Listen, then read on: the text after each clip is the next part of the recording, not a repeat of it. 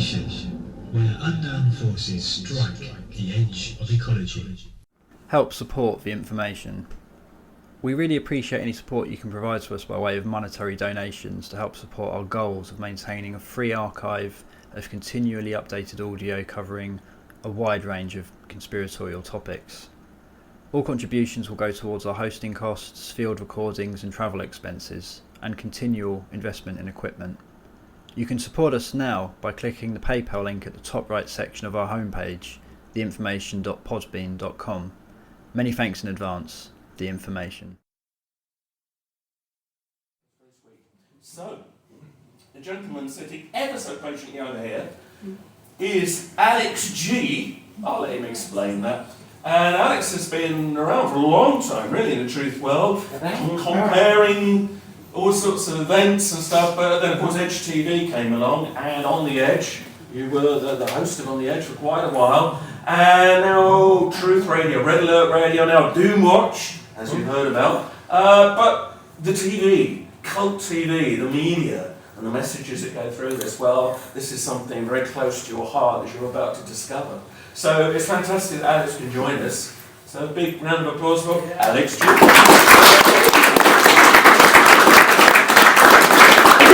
Good evening! Good evening! Right, let's see if you're in the right place. Heidi hi! Nice to see ya! See ya! Nice. Very happy with that one, are you? Okay, There's still time to go. Right, this is your presentation for the evening. Thank you, Andy. Lights on cue there. Facts in screen fiction. This is actually, I thought this was only going to be a small topic, but maybe if I just stretched it out, we'd get an hour and a half tops. No, there's so much. Once you start digging, you suddenly start to see things that you never thought of in the first place about shows that you probably know. I hope you know. I think we're all probably about the same age in here with some exceptions, so I might get away with it tonight and you'll feel all a nostalgia fest and ready for Christmas, basically, so we'll see how we go. Anyway, to build on what Andy said, yes, I was on Sky Channel 200, which is now Channel TLC plus 2, I note now, on your Skybox. Unfortunately, Edge Media Television, it's one of these things. People are enthusiastic, but the finances required to run a TV station are huge, are absolutely huge. I mean, even to just be on the Sky system, before you even talk about studios or switching on the light, £30,000 per month you have to pay Sky. So that's your bottom line before you even think of going into a studio to make a programme. The same thing has happened to Paradigm Shift TV. They also effectively ran out of money and ran out of sponsors behind them. Are they on the internet? Who's that? Edge still on the internet? There are certain episodes which some people have put up there. There's an Edge Media Official, which is the only place where I think there are 4 one-hour shows on there, which are sort of official, unpirated ones. But again, this is the thing. People were quite rightly wanting to distribute the information. Your problem doing that is the money doesn't come back to the programme makers to make more programmes. So, in essence, people being enthusiastic about a show helped kill it. But there we go. So that was one show I did on Edge. I also piloted 6 episodes of a show called Behind the Sofa, which was a DVD Blu-ray review show with 3 old friends of mine who have all gone on to be comedians. And these are people who were told, oh yeah, you ought to be a comedian, and they went, good idea, and which is what they did. So tonight's presentation is basically an amalgamation of the sort of content that you would have seen in Behind the Sofa with On the Edge in the background. Andy has done a wonderful job of plugging Doomwatch, which has almost stolen all my thunder here. But the clever thing about this one is it's drive time on a Friday night, 6 PM till 8 PM. So sets you up for the weekend. It's live on the internet on peterborough.fm. You can actually, rather than have a .com, you can have a .fm, peterborough.fm. You'll find us live between 6 and 8. And also, thanks to the team down at the UK column, We are also now in sound and vision live via YouTube. So effectively, if you go to ukcolumn.org/live, you can actually see the radio show. So you see me talking to various guests, and you still have the ability to text in and communicate with us and give us your point on things. So that's the big thing. I'm hoping some of you are going, I know that name, because Doomwatch was a series around for 3 seasons at the beginning of the 1970s. It was a huge show. At its peak, it was getting 13 million viewers. And just to show of hands, who remembers Doomwatch? Put your hands up. That's amazing, because literally it's just been like tumbleweed stage left to stage right every time I've mentioned the word, and they haven't known about it. So we deliberately stole the word, because Doomwatch was all about looking at matters which were of concern with science, technology and the environment. The first episode, The Plastic Eaters, was effectively about a problem turning up with plastic, and plastic just starting to melt because of a reaction it had with other materials in the atmosphere. Tomorrow the Rat, famous episode where you saw Robert Powell with various stuffed rats stitched to the bottom of his trousers and shaking them like that. But really scary stuff about the problem of genetic mutation. Don't hear much about that these days, do we? And The Red Sky was another episode which was basically about the bad effects of noise pollution and it being taken to a logical extreme. And consequently, Doomwatch, our radio and YouTube show, takes up all the sorts of themes that are going on at the moment in the world, corruption and everything else happening in the background, and going, hey guys, what's really going on behind the scenes? What is the reality, and what should we be worried about? I mean, fracking, Andy mentioned, absolutely, fracking is one of the greatest issues of our times. And certainly, if you want to know more about fracking on a weekly basis, the UK column on a Monday night, 9 PM, live, Ian R. Crane hosts a hourly, 9 till 10 on a Monday, fracking show called Fracking Nightmare, where you literally get the up-to-the-minute news. And you'd think there can't be an hour's worth of news a week about fracking. Oh yes, there is. So, another way of looking at what we're talking about this evening, you could have the subtitle Television Hypnotism and Baby Boomers, because the 60s and 70s was the baby boomer generation for television. And it's all about, really, what we're going to talk about, esoteric matters, and the dictionary definition of esoteric is useful here. Intended for, or likely to be understood by only a small number of people with a specialised knowledge or interests. Well, after tonight you'll have a new esoteric agenda. So, the ground rules I always say about this is it by accident or by design that truth has been in front of us all along? And this gets back to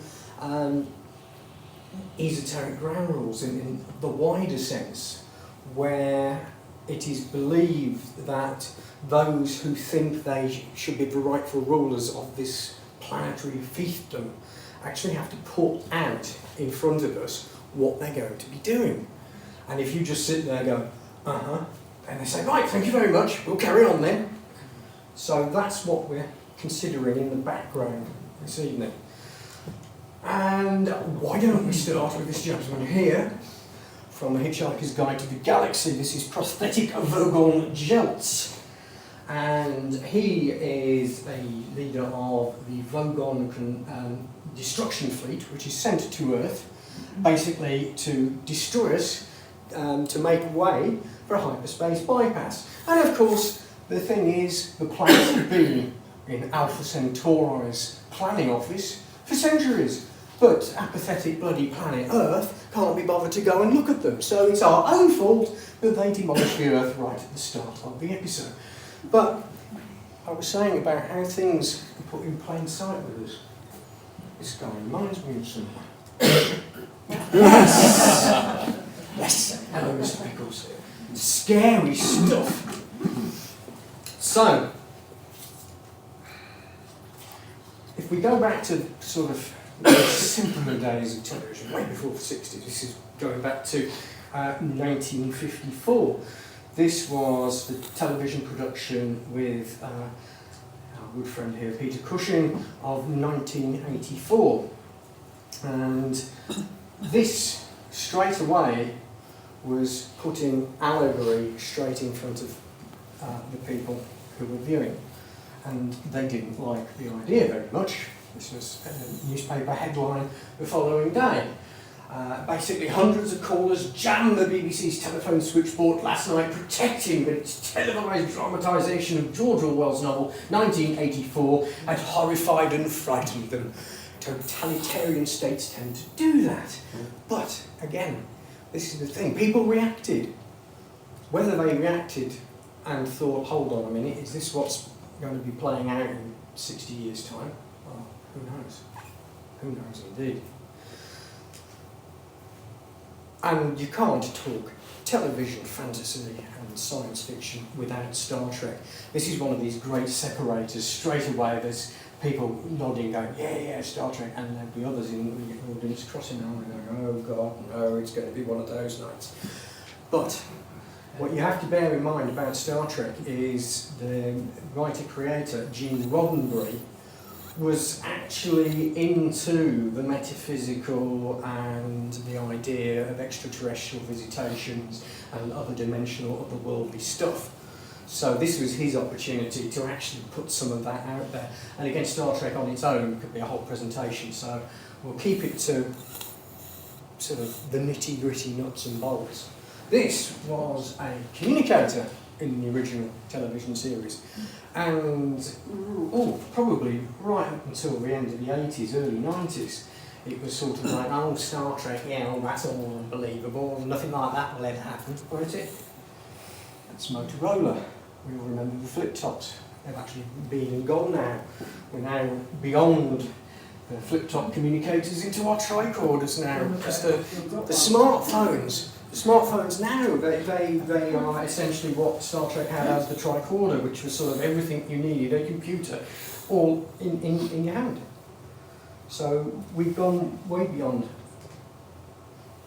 And if you join all these dots together and actually start to realise that messages are being put out there, we keep hearing time and time again that a script is being played out and everybody is sticking to the script when they tell us things. So this is a headline from the Daily Mail, and of course it's just pure coincidence The Guardian on the same day had the same headline. Of course it's a coincidence. How could it be anything else? Really? And the thing I always say about newspapers, and I say this a lot about what goes on in the Daily Mail in particular, Daily Mail has been absolutely pillared as sort of like, don't believe anything in the Daily Mail. A lot of that is true. However, in amongst the vague stuff that you get that is misleading us and taking us in the wrong direction, they have these stories which are correct and true, and you see them once and you then never see them mentioned anywhere else again. That's it, one appearance, boom, it's off. Now, the thing is, the majority of newspaper stories out there, because newspapers are so short-staffed and have to fill their space, they are in the dilemma. The majority of time you'll see stories that are in one paper one day and then are then slightly rewritten with a different headline and appear elsewhere the following day. Because that's what they do. They're very incestuous in stealing stories off everybody else. And if they find a story that is false in a particular newspaper, they will crow about it the following day in their paper because they've been able to disprove it. And you think to yourself, hold on a minute. So why are these certain stories, they're not either replicating them with their own headline or they're ignoring them? And it's very strange stuff. Those are the stories to look out for, because those are the really interesting ones, and you've got to ask yourself, why are they not following the rules which are set down for every other story? What makes these stories special that they just spike them and don't talk about them again? And this is the thing. Sunday Sport ran World War II bomber found on the moon. Give them their due, they did give you the follow-up. And that's the thing. That's how it works. Sometimes you should have a follow-up to any story, be it real or not. And this is a quote from Ian Fleming from Goldfinger. It's the Bond. They have a saying in Chicago. Once is happenstance, twice is coincidence. The third time, it's enemy action. And this is the thing. We are constantly being told that everything is a coincidence. When things irregularly happen again and again and again, and the odds of these go from tens of thousands to hundreds of thousands to millions to one as being possible and likely, we're always told it's a coincidence, which is always sort of like, deep breath, step back, look at it again, why is this a coincidence? And you won't be able to get away with this for about the next 72 hours. The anniversary story, if you don't know, is on BBC One Saturday, 7:50 PM. So that will, I think that's an hour and a quarter episode, I think we've got, which, well, they've already leaked prequels. Have you seen the prequel yet? With Paul McGann. Paul McGann. Oh, sorry, we're being fanboy-ish here now talking about it, but it's literally going to be one of the biggest television spectacles that the BBC have done for weeks. So, you know, we shall see, but that's what we're all getting excited about. Can I just say, when you get home tonight, they're showing the very first story ever at about 10:30 at night. So they've got all the rights. Unearthly Child, all 4 episodes on now, tonight. strange you should BBC say 4. that, because the guy who, the guy's son who wrote it had actually got an injunction, so they must have had the injunction overturned. Unearthly Child tonight, 10:30, and of course 9 o'clock tonight. I hope you got all your videos and DVDs set for an adventure in space and time, which tells the story of the beginnings of Doctor Who as well. But you'll be able to get that on. Our cousin is in that. He's the little boy at the end. He gets William Hartnell's autographs. It's me and Martin's cousin. Is an actor. I'm going to have his autograph now. Well, I will go right, you'll speak to me later. Yes. Right, I'm getting distracted and losing track here. Doctor Who is another one we could spend ages on. In fact, Andy and myself will be talking for about a quarter an hour, 20 minutes tomorrow about all the political allegories within Doctor Who over the years. This was a show that really sort of pushed the barriers of telling people how it was and putting an alternative agenda to people, thinly disguised behind spacesuits and ray-guns, basically. And of course, if we're going to talk Doctor Who and we're only going to feature it for a couple of minutes, we have to feature this gentleman. This is Davros, creator of the Daleks from Genesis of the Daleks, 1975 Tom Baker story. And prior to Satellite, this was the most repeated serial.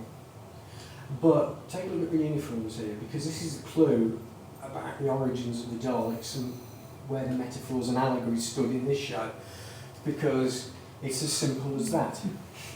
It is absolutely as simple as that. You were dealing with absolutely pure fascism in what the Daleks stood for.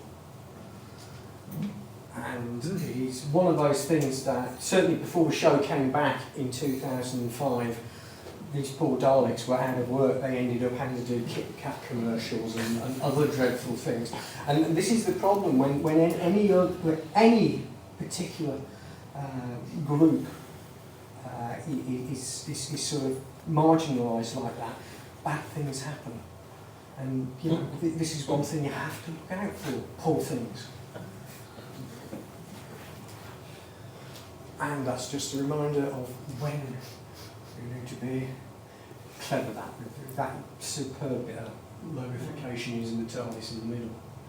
But moving on to the creators Jerry and Sylvia Anderson, who've got a lot to answer for, because my wife and I actually met at a Thunderbirds convention in Wolverhampton. So it is one of these things that, these series are always close to our hearts. And this is Steve Zodiac and Venus from one of their early black and white shows, Fireball XL5. And again, just one particular example of how technology can be used. They can now colorise episodes beautifully. This has been put out, one episode has been colorised in Blu-ray, and you just can't see the join. You can see the strings, but you can't see the join. It's really well done. So I'll point this episode out to you, The Day the Earth Froze, and effectively this was these pair of individuals were aliens from the planet Xavier. Now, 3 years prior to this story, they visited Earth, tried to divide and conquer the planet, but found that there was a united Earth, and they therefore decided what they were going to do was build a device to deflect the sun's rays away from Earth. Does that sound familiar? Anyone regularly attending here? Ooh, it's the Harper Ray from Alaska, which allegedly is into weather modification.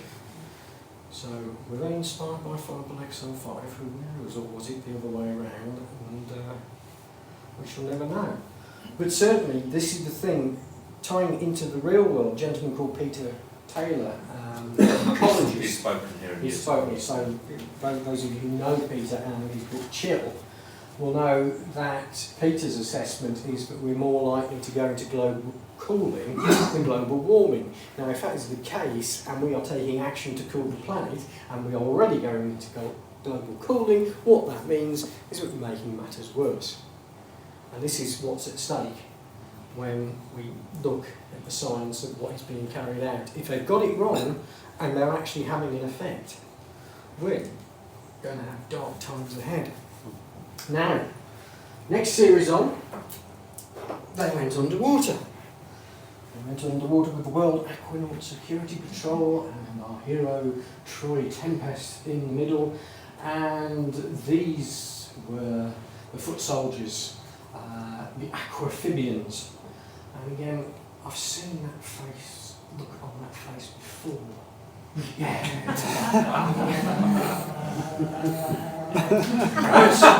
Yes. Well, thank you.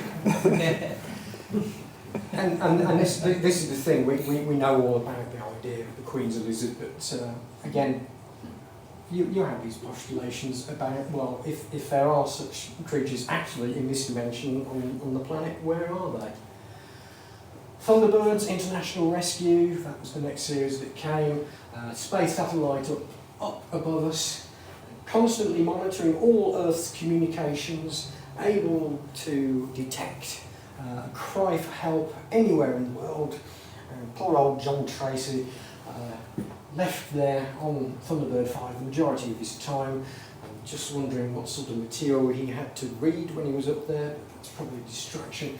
And you think to yourself, you don't need that technology anymore, because what we now have are the likes of Google, Facebook and Twitter, and we're telling everybody everything already. It's already being monitored. Don't need International Rescue, we've got GCHQ. Yeah. So, it's come true, but by the back door. Which leads us on to Captain Scarlet and the Mysterons, where you'll notice the marionettes have now changed to proper human proportions now. It's no longer sort of bigger heads, smaller bodies. It's moving to precise proportions caused hellish problems for the puppet operators, unfortunately. But the fascinating story of this, because they deliberately went darker than the altruistic idea of International Rescue with one rich ex-astronaut under the cover of secrecy and invested all his money in just saving lives for the sake of it. Scarlet had Spectrum as this organisation, and literally, before the first episode, we weren't quite sure what they were actually there for. They might as well just have been sitting around in their lounge waiting for something to happen, because we had no idea what they were actually about until Oh yeah, look. Serpent symbolism. Ooh. That's sort of like sometimes it excites some people when I show that. So the first episode, set to the year is 2068. Martian excursion vehicle makes its way to Mars. First landing there to check out what's going on. Again, rather than it being an organisation like NASA, it seems to be a joint space agency stroke security organisation in Spectrum being along as Captain Black. They find this complex on Mars, and these are cameras. These are cameras, and they say, oh look, the guys from Earth have found us. They've finally got intelligent enough to leave their orbit and come and join us up here. Let's go and take a look at them and what they look like. Unfortunately, Captain Black decides that that's a gun, not a camera, so opens fire. It destroys the Mystron complex. Unbeknownst to them, that gives the first major tool in the Mystron's arsenal, which is the ability to recreate any form of matter from the rubble, which is what they do. And in fact, they decide that Captain Black is going to be their agent in their now battle with Earth in revenge for what has just happened. They were so sensitive, they didn't want to negotiate, they were just going to take revenge on the planet. And as you can see, being mysterised basically meant that razors didn't work on you anymore. Interestingly, again, the thing that's happening now is if it's still in the vaults, it's getting enough interest to get a release of a few thousand copies on DVD. This is a little known series that was on ITV in about 1965 called Undermined. And this again was a series which was about people going on training courses, going away from their family and then coming back and being reported as having significantly changed personality, were a lot more hostile or weren't the same sort of person that they were before. Brilliant cast. You know John Barron. He didn't get where he is today without being in the Horizon version of Perrin. George Baker, from the Wexworth Mysteries. This is Rosemary Nichols, who's the lady in Department S. And Jeremy Wilkin, just to keep tying it all up, was the second voice of Virgil Tracy in Thunderbirds. There we go. But as I say, the background of the story is that these two effectively are extremely concerned about the behaviour of people they know who have disappeared. And people start dying all over the place. And when I saw this again, it immediately rang alarm bells in my head, because I thought, that sounds like, from the way they lined up the plot, that the people behind these brainwashing were training future leaders for a post-democratic era. So maybe there's a little ring of truth in that little show. You might want to explain common purpose for those Common who don't. purpose, for those who don't know, is allegedly, or certainly officially, a charity that runs training courses effectively for who will be our future leaders when we have a post-democratic era. Now, post-democratic, as far as I can tell, means after we're allowed to vote. So when voting goes, there's your post-democratic era. All scary stuff, well worth investigating. I think it's cpexposed.org. cpexposed.org is the website to check out if you want to know a little bit more about it. Of course, they completely deny it, and everybody who says that common purpose of anything like this is all completely bad, all conspiracy theorists, you know. Yes, but they never explain when questions are asked of them. Try phoning them up. Say again? Try phoning them up. Oh, that'd be intriguing. Have you? No, but I know somebody has. And what did they get? Probably charge you to sell them the training No, course. they've got an agent around there, their own. Really? Yeah. Well, yeah. Wanted to know what they was asking about. Why? So don't ask questions and you'll get a visit from a strange man in black. There we go. Anyway, Joe 90, next series that followed on, not as successful. And effectively, this show was wish fulfillment for 9-year-olds via the brain impulse galvanoscope of a record and transfer device, or Big Rat to its friends. Joe was placed into the machine here, which was like a great big spinning orange, and could effectively take on the brain pattern of anybody in the world, providing he was wearing his glasses. And of course, immediately people who know things like MK Ultra from the 1960s, which was all about creating different alters in the same human being, so literally they could switch personality if someone input the right information to them.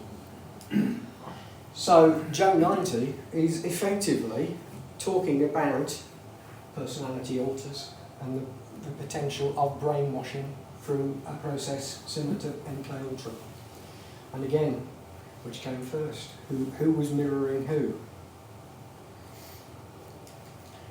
And this was the thing which, as a child, never struck me.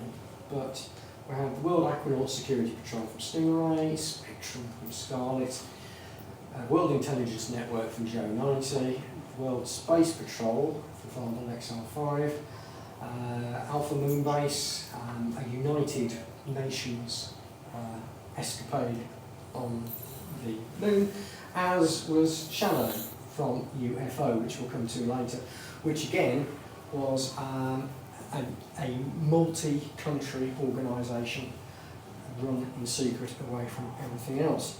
We also had the World Navy appear in Stingray, Thunderbird and Scarlet, and the World Army in Joe 90 and the Secret Service. We were, unbeknownst to us, being subliminally programmed for the idea of the world government through kids' shows. And that wasn't all.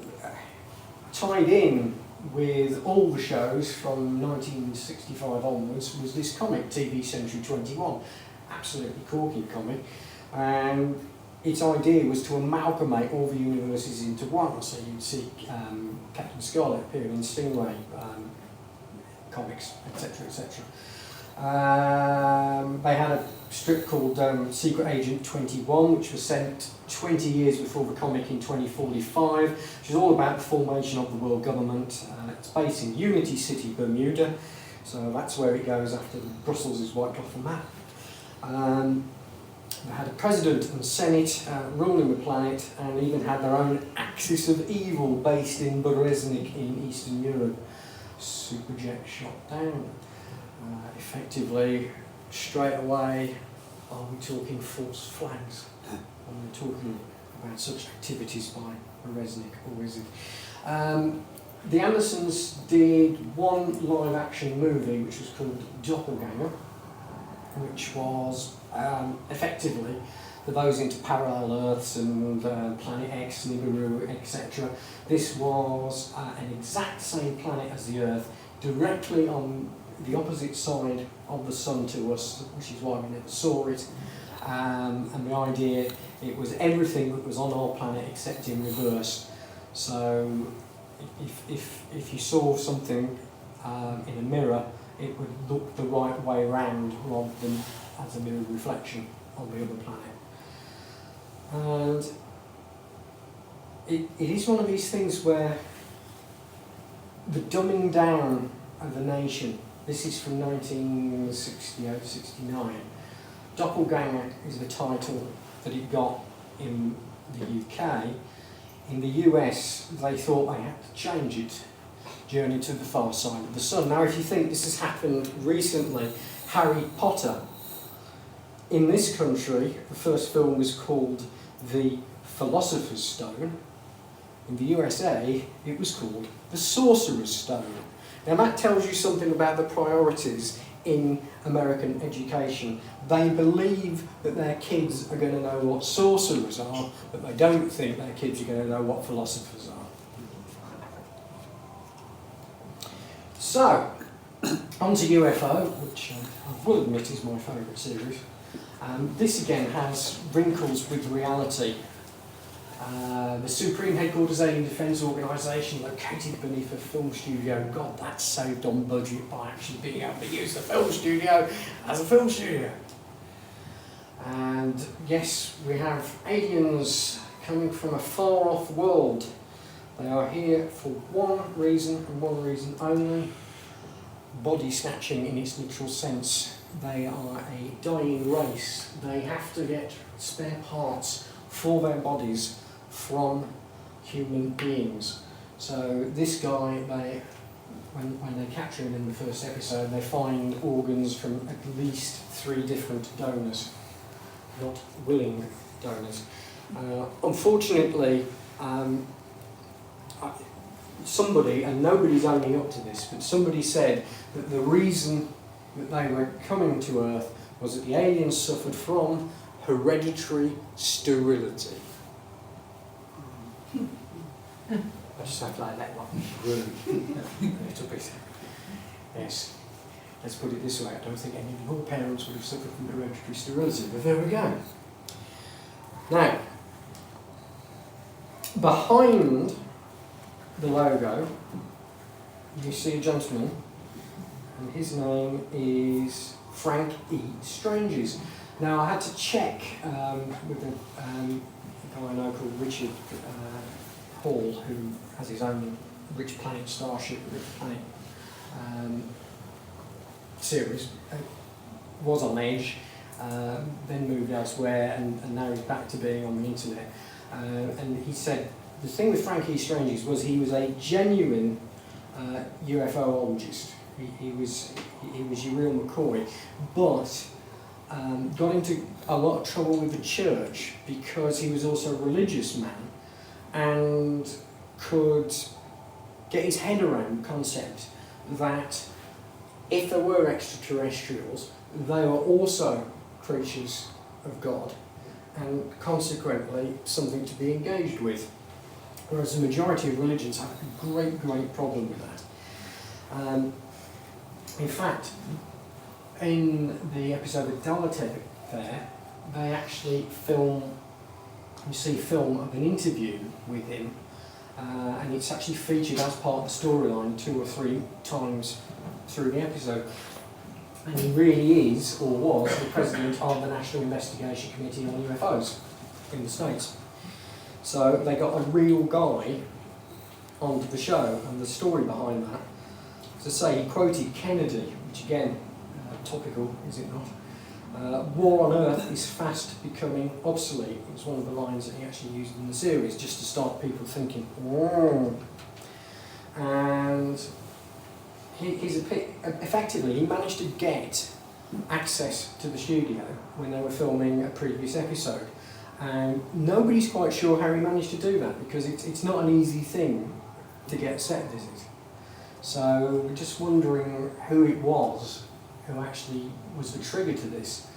And in fact, as I said, if you put the background of the production of UFO into context of what was going on in the real world, this is where things start getting intriguing. This guy is Edward Condon, as you can see, physicist at the University of Colorado.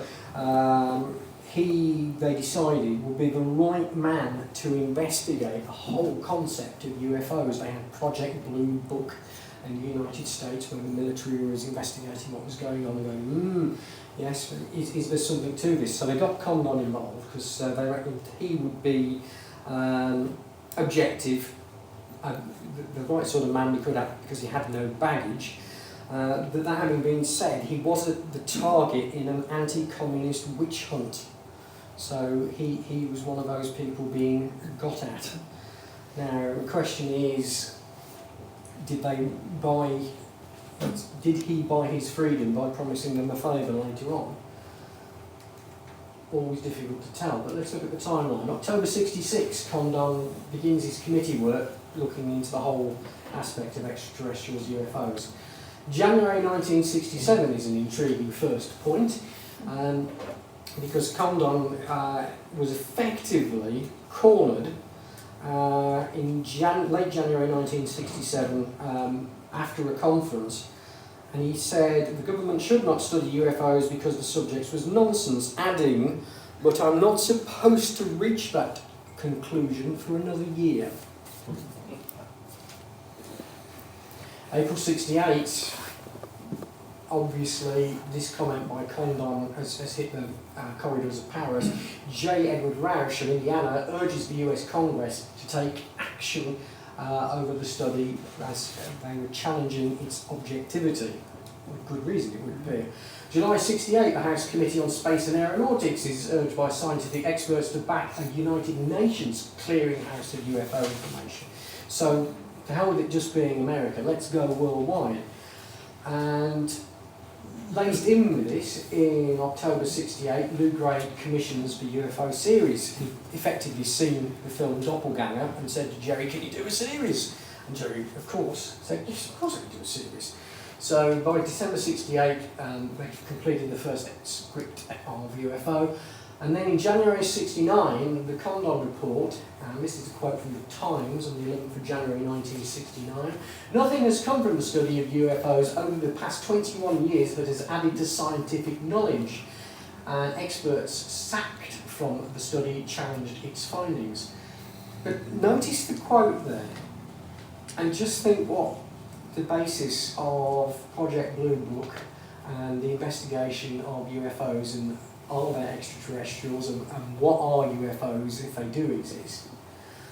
This has nothing to do with it. It's all about whether anything scientific has been added to our knowledge and not actually answered the question. And we jump forward to August 69. Obviously, I think they got wind of this on the UFO production team and realised that when Frank Strange's appeared, they wanted an expert witness to actually add some gravity to the series and say, hey, this is not just a hoax. December 69, we then find Project Blue Book is going to be terminated. And it's January 70, the last activity of Project Blue Book. So before UFOs even hit the screen anywhere in the world, effectively, all idea of UFOs has been effectively debunked. So,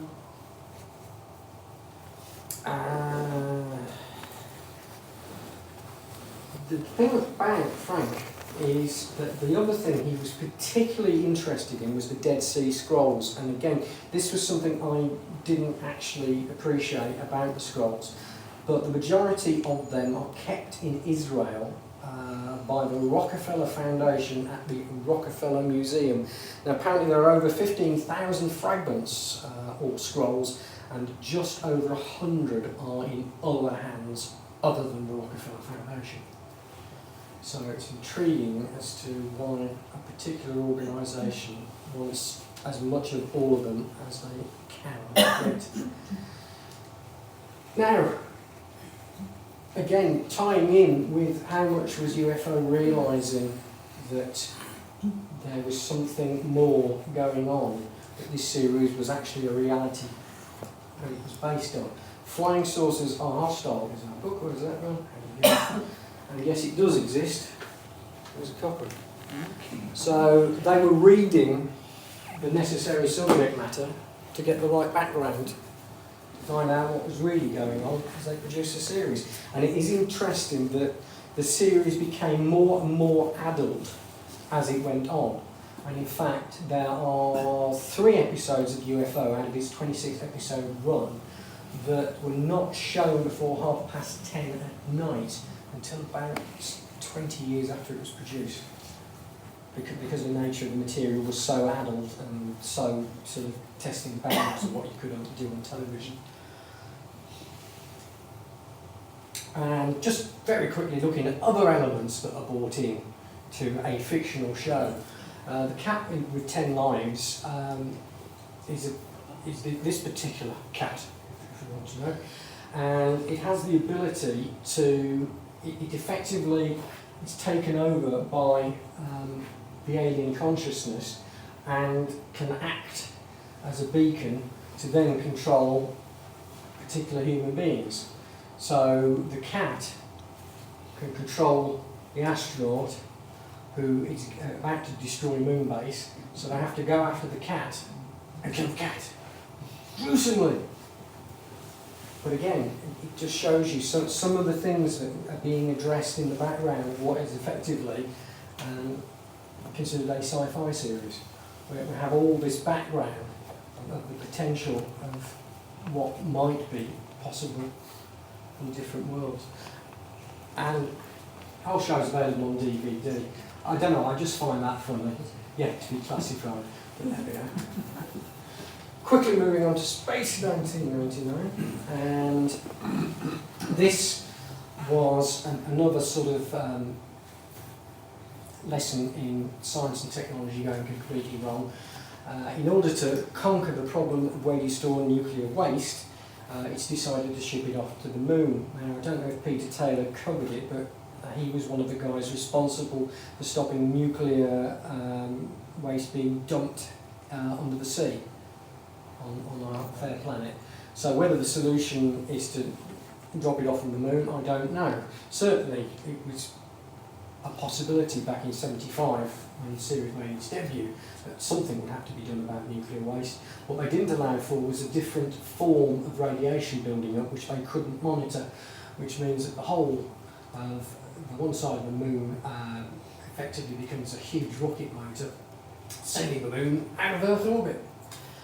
And a particular episode, the first one, this is the one at the end of the first season, Testament of Arcadia, again getting into the sort of spirituality angles of what has been covered on television. The moon finds itself parked in orbit of a new planet on its travels. They go into the various caves, and I think these are the people who came to the pub after me and still wait for their meal, I think. So they find these guys in the craters, and then there's Sanskrit. There's Sanskrit written on the walls. They have a translator who can make sense of it.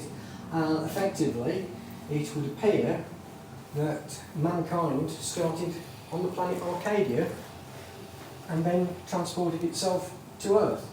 And the whole thing goes full circle as these two moon-base Alpha officers decide that they want to be the new Adam and Eve and demand to be left on the planet as they suddenly find themselves kick-started and travelling off again. Available on Blu-ray. Amazing work on the restoration of these things. They look like they were made yesterday.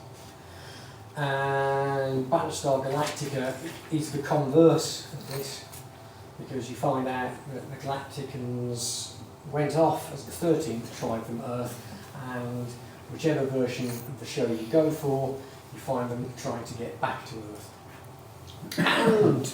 And moving gears swiftly to Capricorn 1. If you haven't heard or seen this movie, this is a corker.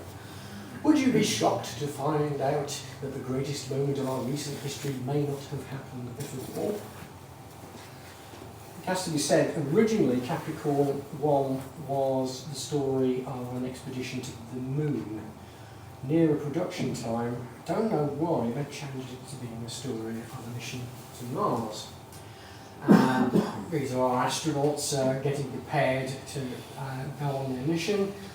And hold on a minute, just a couple of minutes before launch, one of their exec directors from the shadows, not indeed shadows, from the shadows into darkness, opens their caption up, says, "Come on guys, you've got to get out now." They're all a bit bemused by what's happening. Why have they got to get out? The rocket's taking off.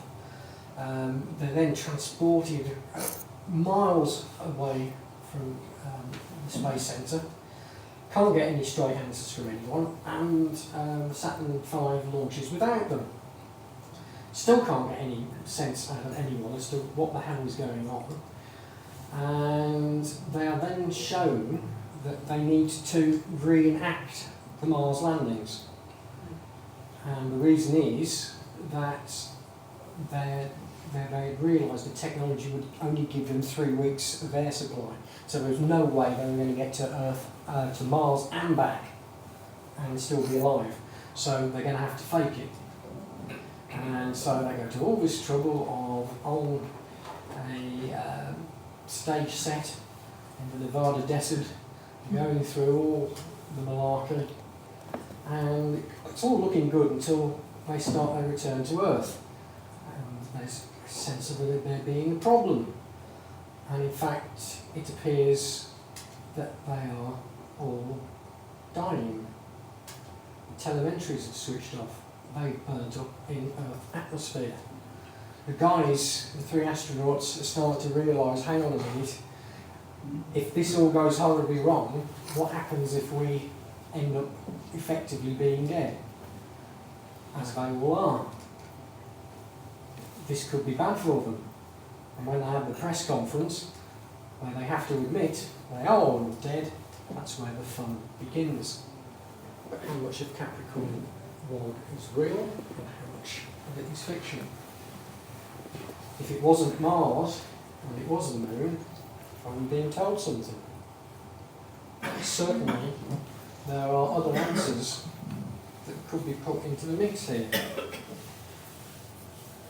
Director-writer Peter Hyams, he saw NASA simulations at the CBS Boston studios and appreciated that it was easy to mock these up because they were simulations he was watching and he couldn't tell the difference between the simulations and what he'd seen coming from the moon. And again, we all have the elephants in the living room about can you actually get to the moon or Mars with the Van Allen belt being in the way, deadly radiation.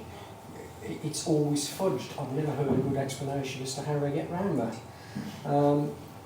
And the other alternative, which is always spoken about, that if they did get to the moon, why did we see the pictures that we did see? Well, the answer is possibly that they had to mock them up because the pictures weren't good enough, and you can't have a story without pictures.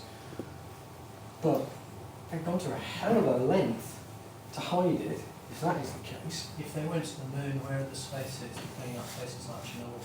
So that's already, isn't it? QED. If it test drove the technology, and we're constantly told about the amount of good stuff that has come out from what they pioneered in the And why moon did they launch build technology. Saturn V? They could have just put the space shuttle straight on top of it. It just... Yeah. Well, there's a gentleman here who always says never a straight answer whenever NASA is mentioned, and he's quite right. The National Academy of Space Actors. Oh, even better. Can I steal that then? National Academy of Space Actors. Well, thank you. Excuse me, I actually asked at one of the conferences, the guy, I can't remember his name, he specialised on the moon landing. Yeah. Just can't remember. About the Van Allen belt, and he said about getting past it, he actually said that it's they launch it at a specific particular angle, and you can actually get past it if you go up at a particular angle, and probably in the opposite direction. But say opposite direction, at a certain angle from the surface of the Earth. So that would presuppose it was something like one of Saturn's rings. Yeah. Hmm. It was actually a guy who actually specialised on I can't remember his name. Andrew Johnson? No, he specialised on Saturn, the rings of Saturn himself. He Right. had theories on Saturn and the moon. Just can't remember his name. I think we might have to come back another I think time this is- and revisit this whole I subject. think that can is see all. that. Cans of worms everywhere. I suspect we might need to move on. Yeah. Very good point. Right, anyway. So, how on earth did Capricorn 1 get made, and how did it get so much NASA help? Capricorn 1's producer, Paul Lazarus, actually worked with a guy from NASA on bits and pieces, a few little bits and pieces of this film, Future World. However, they got on so well that when it came to Capricorn 1, we actually see there on the stage, the lunar lander, that is actually a genuine prototype lunar lander, delivered from Orange County in California to the studio set. And the guy at NASA, he's contacted NASA, said, I didn't put this through the head office because if they'd have seen this, they would have never allowed it to happen. So that's why they got the real sort of people helping in the background. But that does bring us on to Stanley Kubrick, and of course you know where we're going, 2001, A Space Oddity. this is the title card. And look at this here. Again, for those of you into your esoteric symbolism, it's a lunar eclipse, which is defined as a time of transformation and upheaval, dramatic events. And indeed, 2001 has gained its notoriety from its final 25 minutes, which Kubrick never explained to anyone. And indeed, you have huge sound stages which are built for this project, and you can see here that there is the actual line of where they superimposed other background shots, and literally this was groundbreaking at the time because it didn't have anything like CGI. And for those of you who know the film, the mission was originally to Saturn. The mission was originally to That's right, yeah. originally to Saturn. It was changed to Jupiter because the effects department couldn't do the rings around Saturn, so they decided to do Jupiter because it was easier. And again, it does beg the question, those of you know who esoteria, Saturn does derive from Satan, does have all sorts of ramifications on the top of it. And this keeps appearing at various stages in the film. The monolith. It's a black stone. Of course, black stone's alchemy, transformation of the seeker. But the interesting thing about size is this is the same dimension as a movie screen, except on its side. So, is the movie, in effect, the monolith? And we have the Star Child at the end of the film, the evolution of mankind.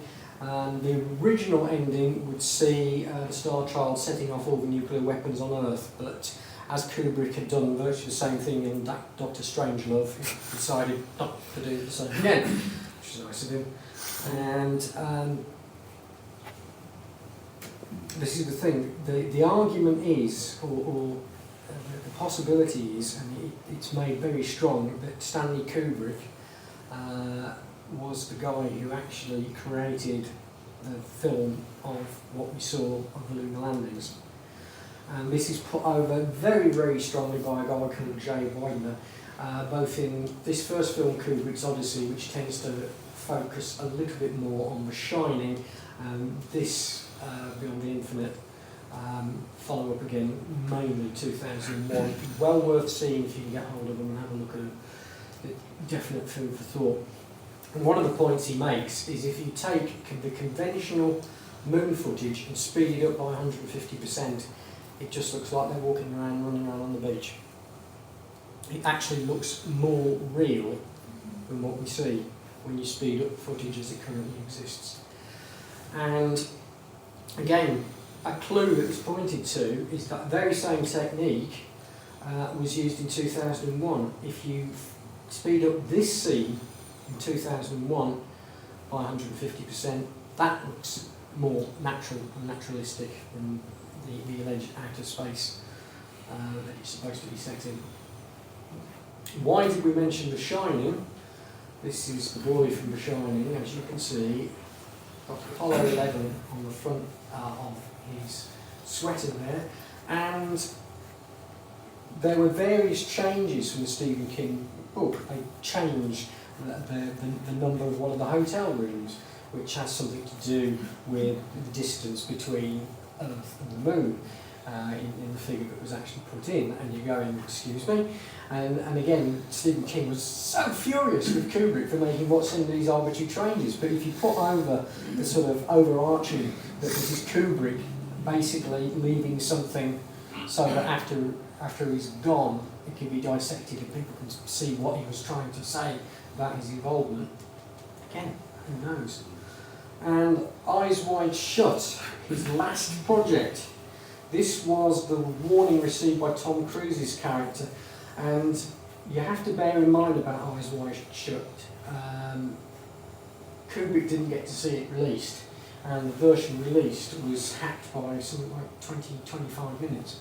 And the propensity now for releasing full cuts of movies, certainly back in 1999 when I think this one was made, was that you kept everything so that you could eventually release a fuller version for the fans, and they buy it a second time, and because it made good commercial sense, but not in this case. People ask why. Very quick mention of Survivors, because it's one which was on BBC for 3 years, all about what happens when civilization collapses, and this is due to a sort of virulent type of flu which kills 90% of the population, leading us back into a feudal society. And for those who are interested in such things, the audio fiction company Big Finish are doing brand new Survivors in the new year on audio, featuring these 3 members of the original cast. So, well, if you like your Survivors, that's where you go. Now, there's people going, I know what that is. Good, we want you to do that. I'm getting onto a section on hoaxes now, and this is the basis of a very, very big hoax. Alternative 3, this was preordained by this on April Fool's Day in 1957. The spaghetti crops in Switzerland. This is on a panorama with Richard Dibbleby. Each strand of spaghetti grows to the same length due to the hard work of generation of growers. No GM in sight then. Alternative 3, again, is one of these things that's been forgotten. I don't know why it's been forgotten, because it had a huge impact, as you'll see from this. It was originally supposed to be transmitted on the 1st of April 1977, which should have been a giveaway for most people. That was a Friday, but it was held over for some reason to the 20th of June 1977, a Monday. It was originally going to be simultaneously broadcast with America, but due to what happened with Orson Welles and his War of the Worlds on the 30th of October 1938, that put pay to that, because there was then broadcasting laws in place which said you can't fool the audience like this. So it was a story of Britain's brain drain, and coming in 77, it was just following all the sort of fears after the drought of 1976. And scientists were disappearing, they told us, and whistleblowers were turning up dead all over the place. That never happens, does it? Science Report was the programme we were told that this was an episode of, and they were talking about all the landings on the near side of the moon, manned and unmanned by America and the Soviets. But we were more intrigued by what was happening on the dark side of the moon, where they all seemed to cluster together. And this, the whole programme builds up around the case that they've been given a video which has been specially encoded, and they need to get a special decoder machine to be able to view it. They eventually, by a series of manoeuvres, get the decoding device, attach it to the machinery, play the video, and this is what they see.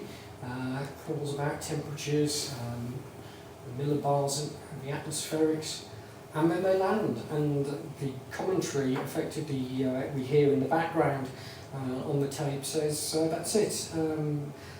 They've landed on Mars in 1962. And there's life, because this was moving. This was moving across. It was like, oh my word, what's going on? So we're immediately wondering what's happening, and the presenter, Tim Brinton, demands that we tell the truth. But again, it's one of these things a lot of people were taking in, but there were clues. This guy was allegedly astronaut Bob Grodin, and a lot of people will recognise him as actor Shane Rimmer. If you don't recognise the face, you'll recognise the voice, because he's very certainly Scott Tracy in Thunderbirds. Richard Marner is the actor. Dr. Carl Gerlstein is the character, but you probably know him as Colonel von Strawn in Hello. And if you still weren't sure, they even have the end credits with the actors' names next to their characters. And just in case you still hadn't got it by the end of the show, they told you it was broadcast on April 1st, 1977, or was at least originally intended to be. was there was a book that came out about that. Oh yes, I should tell you more. Yeah. You're spoiling the plot. And this is what happened. And you think to yourself, hold on a minute, why don't we know about this? Why is this sort of down the memory hole? Alarming documentary. Will you know if the telly is telling the truth tonight? Nearly everyone's gone to the moon. Sci-fi drama totally convincing. And this says down here, some of them up there really believed it. Alan Corrin couldn't believe that his fellow journalists had been taken in by it, because despite Anglia screening it to them, they came away thinking it was real. So, oh, we're frightened. Oh, angry viewers protest. That's it. If you don't get some viewer protests, you've not made it. Hoax film was all in fun, says ITV, very much on the back foot. Most calls are in favour though. People thought, yes, actually, this was very well executed. And it deserves an award, they reckoned. And this is probably how they'd cover it today. And yes, the book that followed it.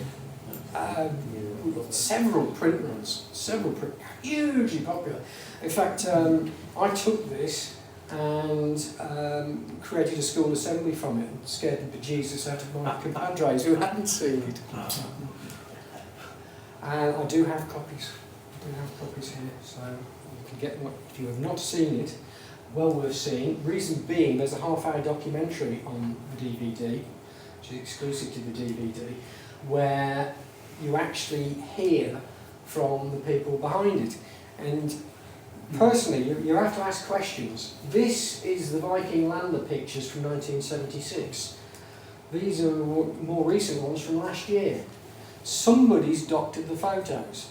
Who's put the red on, or have they not, or have they taken the red off? Which is real? Is it that one? Is it that one? Something's wrong. Someone's not telling us the truth about what Mars really looks like. Did they cock it up now, or did they cock it up before? So these are the guys behind the project. Messrs. Ambrose, Miles and Tim Bruton, the host. And this was filmed in 2007. And again, it's one of these things that the thing that they're trying to get through to people is question what you are being shown by your media. Don't take everything at face value. You might not be being told the truth. And that was the message that they got to people, that you cannot assume that we're telling you what's real. What's interesting is that Jim Keith, this is two versions of the same book, by the way. This is a slight update. Effectively took Alternative 3 as a springboard and have shown the evidence as to why a lot postulated in Alternative 3 is in fact correct. So again, that's worth pointing out. And this is, I think, probably the most recent spoof of this nature that has gone on. And again, you have people who were ignoring the warnings before, ignoring all the press that this was a drama, which was not it was not reality, and being scared to death by poor old Michael Parkinson and Sarah Green. Oh yes, of course we've got to go to Greater Mass. We've got to go to Greater Mass. Conscious, I'm running out of time again. So Quatermass, originally on the BBC in 53, 55 and 58, brought to you by Nigel Neal. Year of the Sex Olympics was also a film series of his in 1968.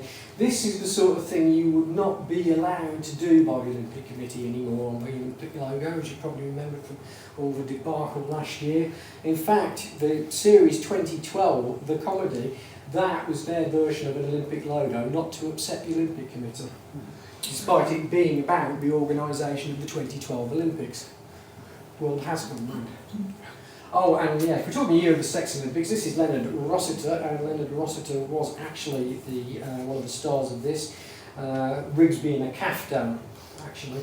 And it's a shame that the BBC lost the colour print of this, because that was apparently so garish it would hurt your eyes. And again, it's one of these things that reason this had such an impact was sex has always been that thing in Britain which we don't talk a lot about. And this came along and it was like, oh yeah, we're now liberated, we can now talk about all these sort of things and whatever else. And I must admit, I love it when I see perfect examples of positive action by people who have got a problem with something. So this was in a bookshop. This is an awful book. Do not read this book. There is better smut on the internet. Smut that is well written. Smut that portrays the bondage, domination, sadomasochism lifestyle accurately. Smut that doesn't romanticize abusive relationships. And it's free. Google is your friend. Go forth and find good smut. And just for those of you who don't know, Twilight, the series, originally, 50 Shades of Grey, was fan fiction based on Twilight. And this is not a new phenomenon in media, because way back, sort of in the early 70s, there was something started called slash fiction. If you want to know what slash fiction was, I should just say Kirk / Spock. And this was the thing. And Slackjaw, the proper male response to witnessing the craze around Twilight. Facepalm is also acceptable. Right. Moving on to Quatermass 79 then. There's John Mills in a society that's well crumbled. And that's not from Quatermass, that's from the London riots. Deja vu, eh? So we have the scenario where Quatermass is in this dreadful situation where the BBC is effectively in a shack. This is what happens when you sell a television centre. And Bernard's on as an expert to talk about this Hands Around the World expedition, which is effectively distracting the public from what's really going on their doorsteps. And things don't go well. Bernard can see there's a problem, and unfortunately the whole thing breaks up. And again, this is what we say about distractions. Celebrity is the biggest distraction that we have at the moment in our entire media. It's all about these complete bubble-headed boobies who just have nothing to contribute but distract us from what's really going on.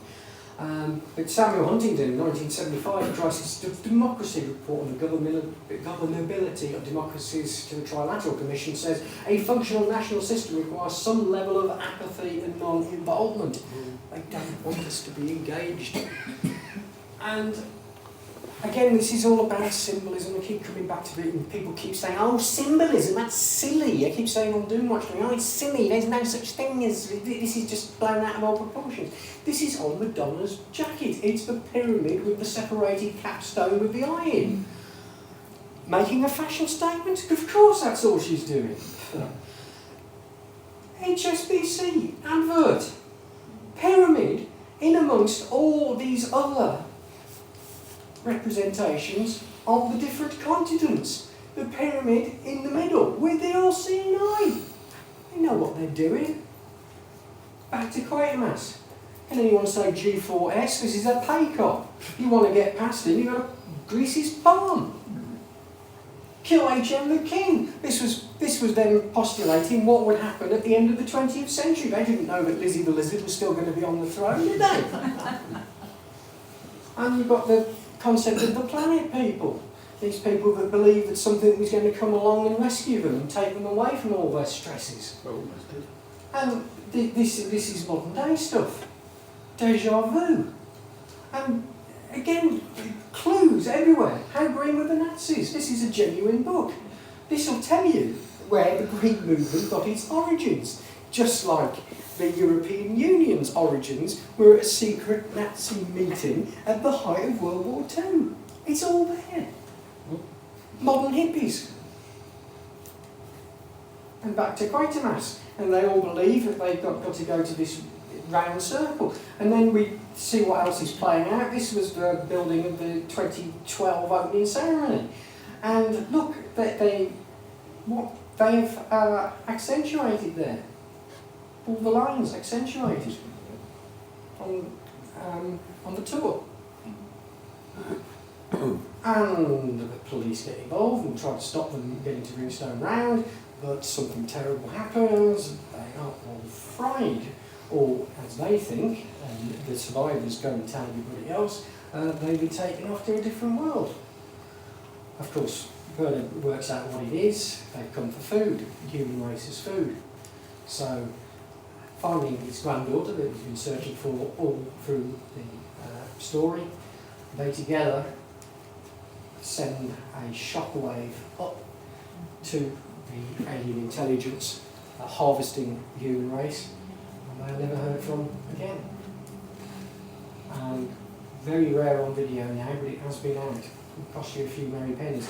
And Who Built the Moon? This is another intriguing book, which basically tells you where all the physics of the moon is wrong, where it doesn't make sense that it's a natural planetary body. And of course, the thing is, TV viewers like me, we've known this for ages. We've known there's something wrong with the moon, because that's when people like this live on it. And, you know, they live under the moon, that's where we see it. And, oh, someone's coming to visit them. Oh, there we go, mankind will eventually visit the players.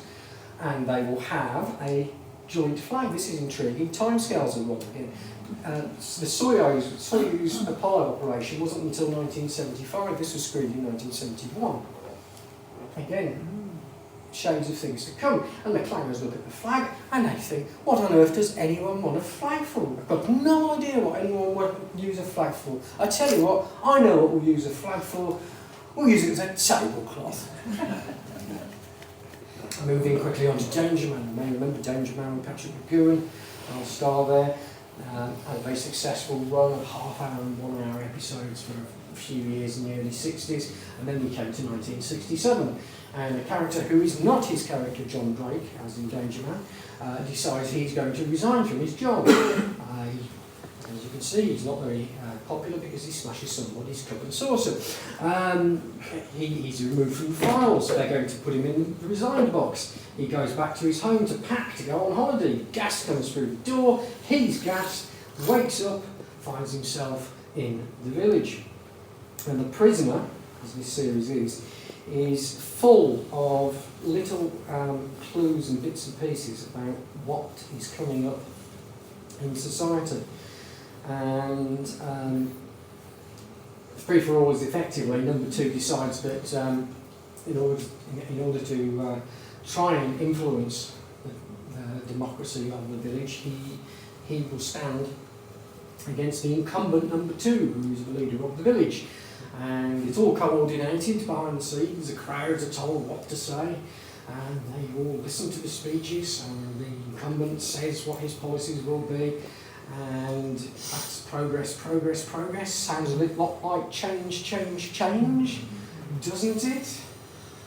And, well, they give polite applause, and it's number 6's turn to go up to them, and they don't like what he's saying. He's talking nonsense, talking rubbish. And then there are, amazingly, this was on a single frame of film as a subliminal message. Within the act, they were actually putting subliminals in just to prove a point.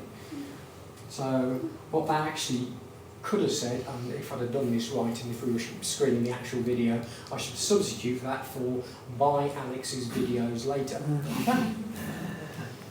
So he makes the case, he's suddenly winning them round. All this is all looking interesting, but hold on, wait a minute, this looks a little bit all prepared. My word, they've got posters of him as well. He wasn't expecting that. Where did those come from? And it all turns out that behind the scenes, it doesn't matter who you run for office. The real number 2 is somebody else entirely who you haven't seen for the entire episode.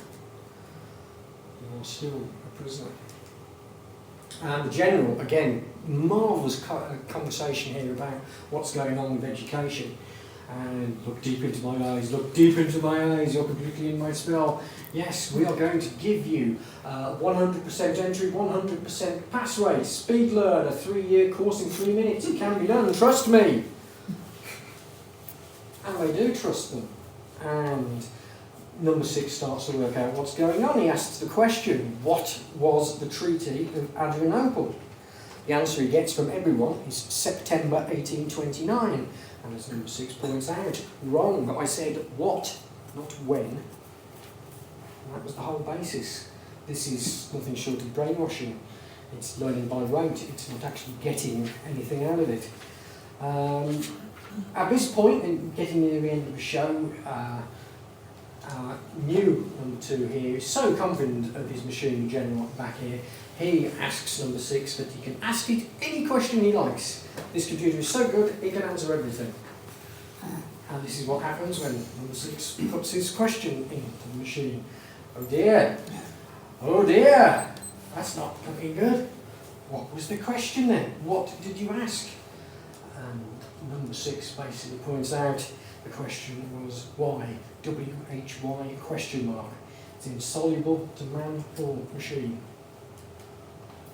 Fallout, the final episode. God, this raised the hackles of people. We go underneath the village to a courtroom, and there number 6 presides over various people who are being brought before the beak for various acts against society. And this is, for those of you who don't know much about the prisoner, if you want a quick 101 on what the prisoner is about, this last scene covers it. Effectively, number 6 gets into a control room, he finds this hooded figure. The hooded figure gives him a crystal ball, then reveals himself to be number 1, and the crystal then smashes, and number 6 takes the opportunity to peel off the first mask, which is straight black, straight white, the yin and yang that all exist. The second mask is the ape man of base sensibilities, and then when you pull off the ape mask, who is it you see? It's yourself. And this is it. Who is number 1? You are number 6. And it's been in front of us all the time, right from the very first episode's narration. 6 gets back to London, gets back to his flat. He's reunited with his car. He's getting the butler as his maitre d'. The door opens with an electronic mechanical noise on its own, just as it had done in the village. The whole world is the village. You see. Lost has tried similar tricks of keeping an audience in suspense about what is really going on. Unfortunately, they milked it for 5 seasons, and by the end of it, people had given up. 17 episodes of The Prison was just enough to keep people interested. And again, well worth getting on video. The restoration work these guys at Network do is incredible. So, almost at the end of the talk, coming soon, my next talk being prepared. It's fact and fiction, part 2 of the 1980s and beyond. Little sample of what we've got. V was done in the 80s. Was an alternative for those who didn't want to watch the 1984 Olympics. You've got V instead of Ignite. Yeah, fantastic. And also recently revived in a lot more clumsy version. And of course, the thing we all talked about with V was aliens eating hamsters. So there we go. And they were secretly lizards, weren't they? Of course, hamsters, lizards, all gets very more complicated, I tell you.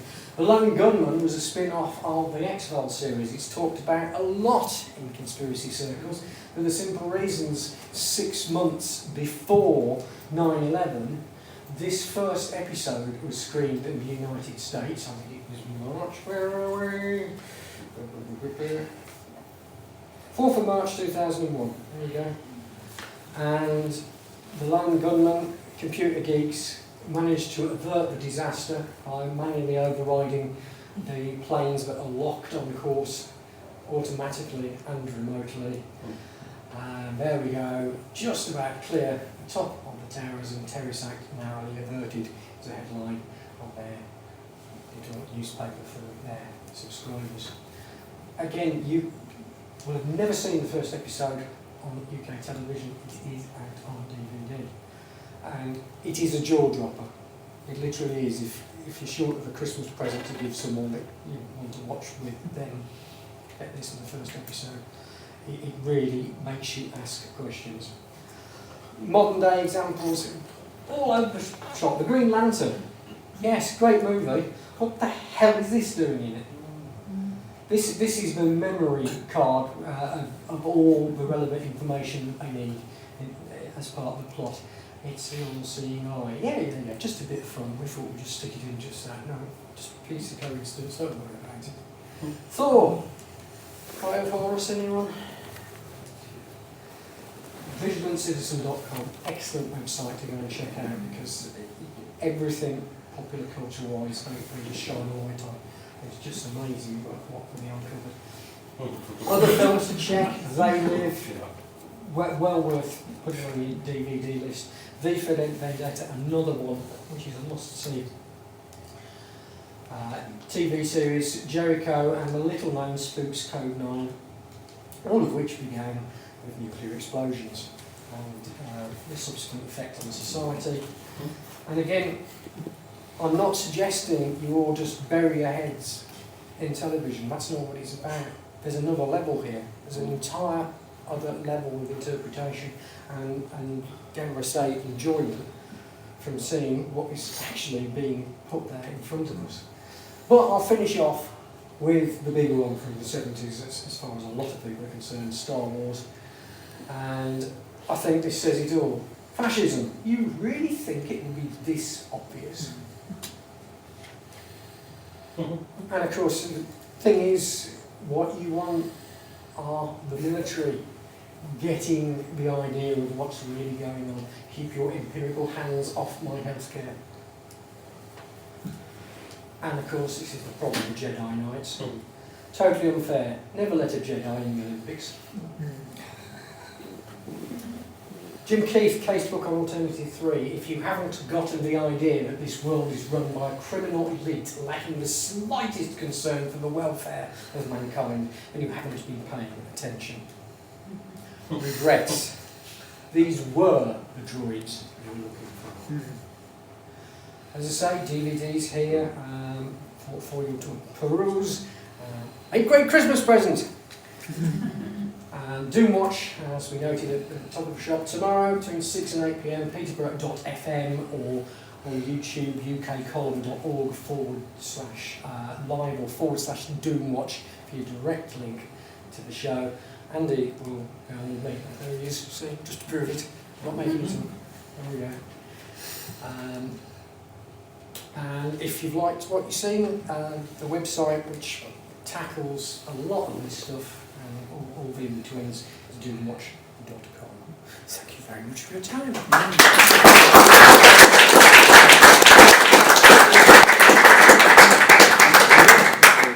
We've got 5 minutes for questions. Does anybody have any questions?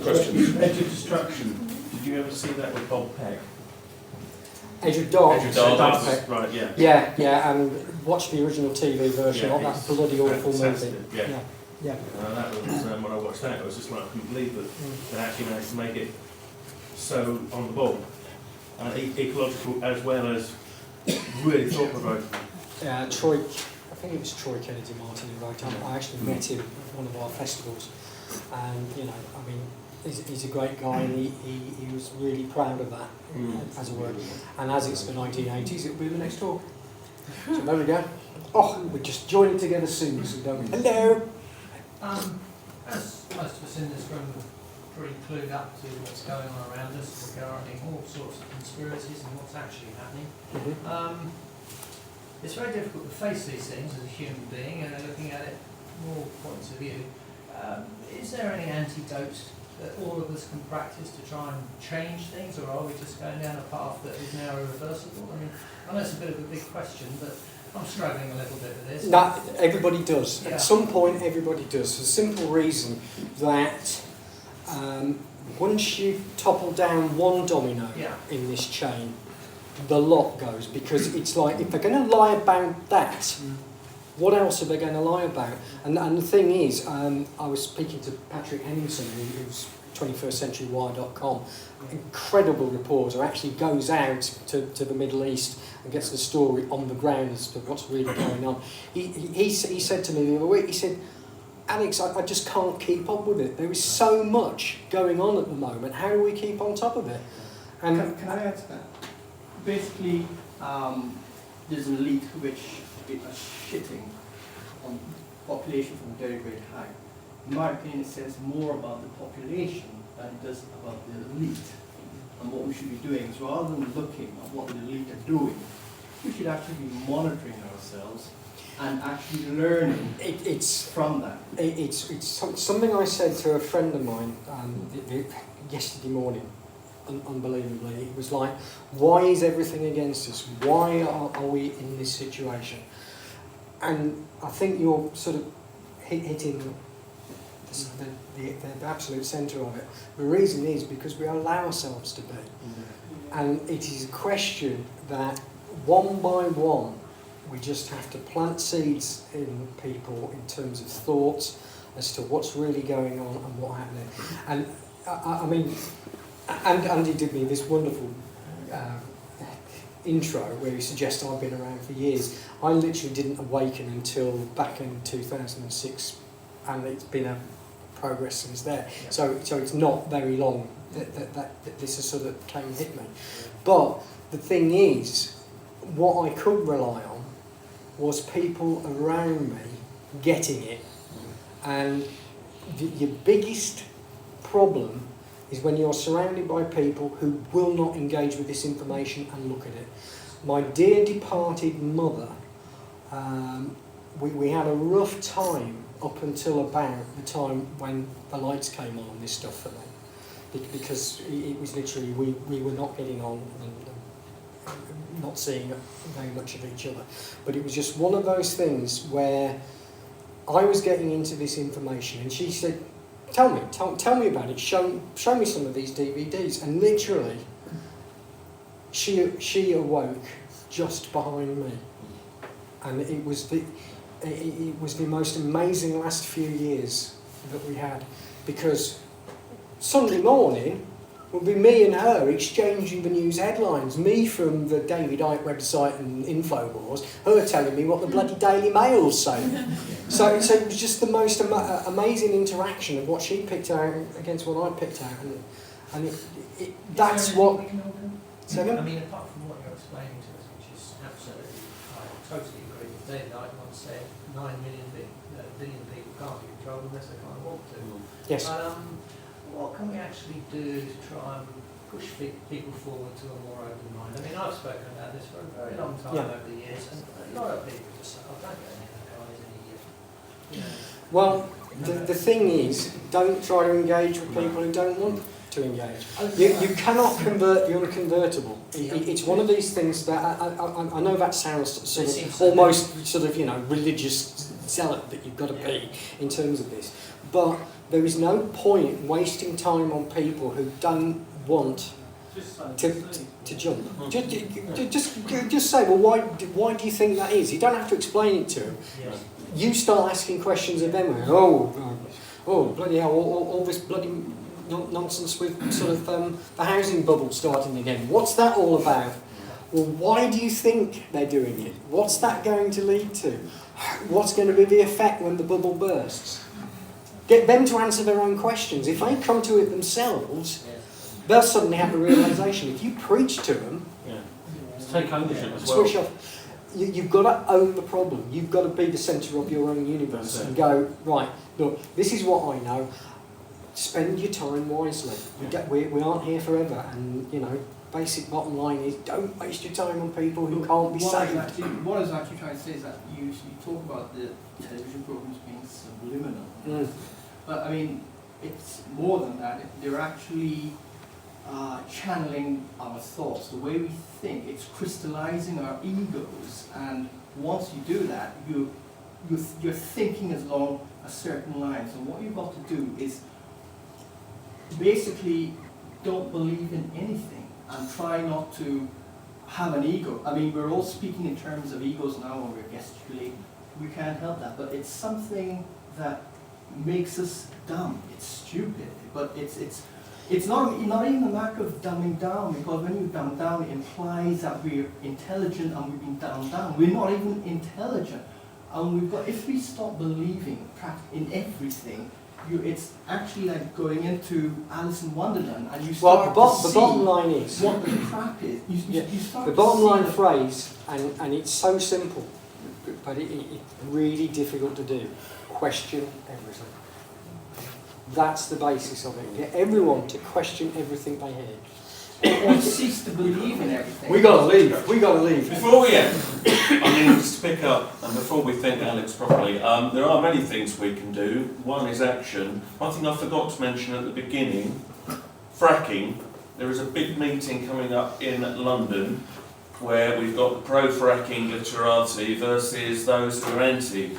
Marcus, you know something about that. Do you want to say something about this? It's being organised by The Spectator, and it's on the website Spectator Events. It's on the 2nd of December, which is a Monday at 7 o'clock. It's at number 1 Wigmore Street. The speakers in favour of fracking are Peter Lilly, John Redwood and Nigel Greeley, who runs, Nigel Greeley runs a website called No Hot Air. Opposing the motion about fracking is a head of the Green Party, I think Nicola Bennett, representative from Greenpeace and a representative from Friends of the Earth. It's being chaired by Andrew Neil of the Daily Politics, who takes no prisoners. So it should be a lively debate. I went to one on global warming up in Geographical Society. He was chair of it then. About 500 people there. It gets quite lively. He won't allow interruptions that are not relevant. So it'll be well controlled, but I think it should be quite interesting. It'll give both sides of the debate. The establishment view, Peter Lilly is a Conservative Cabinet Minister, John Redwood's the chairman of the Policy Office, and Nigel Greeley, that's his name, runs a very interesting website, worth checking out anyway, called No Hot Air. Because you need to be informed. Now, the thing I haven't mentioned is the cost. It's £26 to attend. But if knowledge is worth paying for, this is one occasion when it would probably be worth paying for it. And that's just the kind of thing you can do to make a difference, which is show up when there's a chance to voice your feelings. Yeah. So there's an opportunity. Listen, we've got to close. Thank you, Marcus. Okay. I think you all agree that's been a very illuminating or illuminati-ating evening. So please, massive hand for Alex.